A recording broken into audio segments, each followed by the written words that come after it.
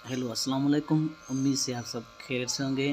Class 9th biology chapter number 8 nutrition के कुछ last topics हम यहाँ पे स्टडी करेंगे। उनसे ये कि पहले हमने vitamins, minerals, protein, lipids, carbohydrates, उनके यूजेज, उनके सोर्सेज। अब हम स्टडी करेंगे effects of water and dietary fibre, क्या इफ़ेक्ट करते हैं हमारी डाइट के ऊपर। Strictly speaking water and dietary fibre are not consider nutrients. उन्हें हम न्यूट्रिएंट्स कंसिडर वाटर को तो नहीं करते, लेकिन उनका रोल हमारे अंदर बहुत ज़्यादा है, हमारी बॉडी के अंदर। मीन्स 60% ऑफ अडल्ट ह्यूमन जो है वो वाटर की कंपोज होती है। Nearly life sustaining chemical reactions को एक्वेस इन्वायरमेंट चाहिए। वाटर हमारे यहाँ इन्वायरमेंट में होता है। वाटर इंसॉल्युबल फूड जो होते हैं इस तरह वो ऑब्जर्व करता है इंटेस्टाइन के अंदर। वेस्ट प्रोडक्ट्स एलिमिनेट यूरिन, ये सब एसेंशियल रोल जो है वाटर मेंटेन करता है। बॉडी टेम्परेचर, एवापोरेशन, स्वेटिंग जो हमें आता है। सर्व डिहाइड्रेशन के रिजल्ट की वजह से कार्डियोवैस्कुलर प्रॉब्लम्स हो जाती हैं। The estimated water requirement of an adult हम कहते हैं 2 लीटर्स पर डे है।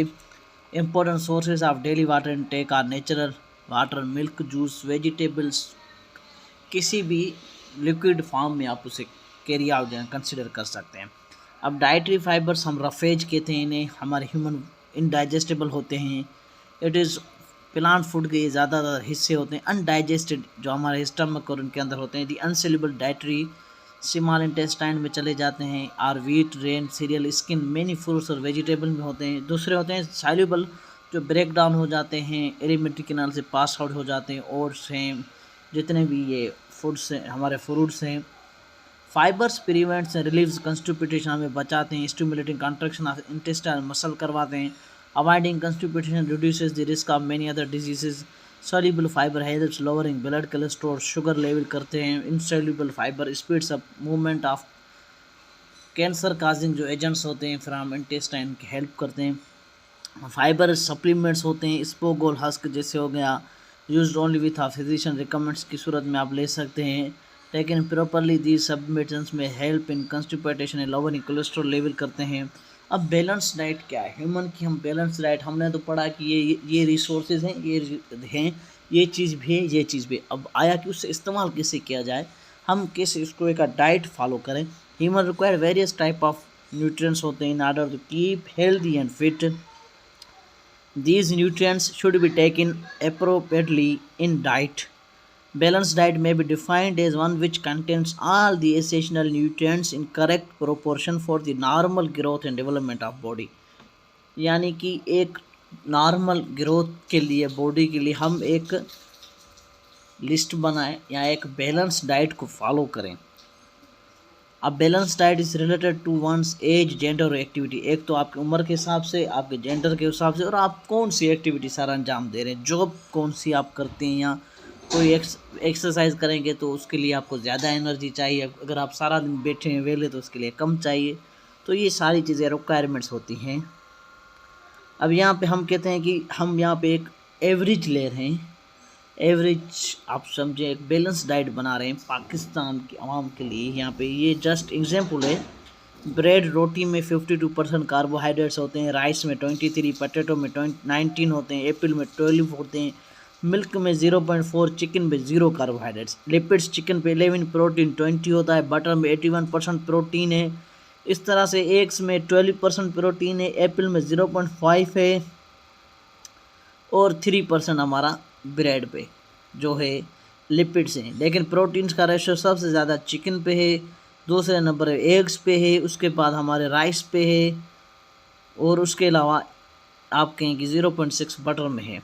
अब रिलेशन बैलेंस डाइट का एज, जेंडर और एक्टिविटी के कैसे होता है। During the growth of human body there is a higher metabolic rate होता है हमारी बॉडी सेल्स के अंदर। So body needs a balance diet contents more energy. Adult need less proteins per kilogram.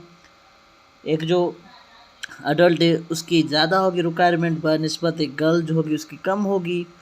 Late the food at the medicine, Hippocrates की quotation. Let the food the medicine की तरह आप उसे खाएं। Gender has impact on requirements of balance diet होता है। Women की metabolic activity less होती है मेन के कंपैरिजन में, इसलिए उसे कम एनर्जी चाहिए और हमें ज़्यादा चाहिए होती है। वेरिड लाइफ स्टाइल भी डिपेंड करता है कि हम कौन सा लाइफ स्टाइल फॉलो कर रहे हैं। यहाँ पे एनर्जी लेवल्स लिखे हुए हैं, फीमेल के कितने हैं, मेल के कितने हैं। ब्रेकफास्ट शेड्यूल है ये। अब है कि प्रॉब्लम्स रिलेटेड टू न्यूट्रिशन।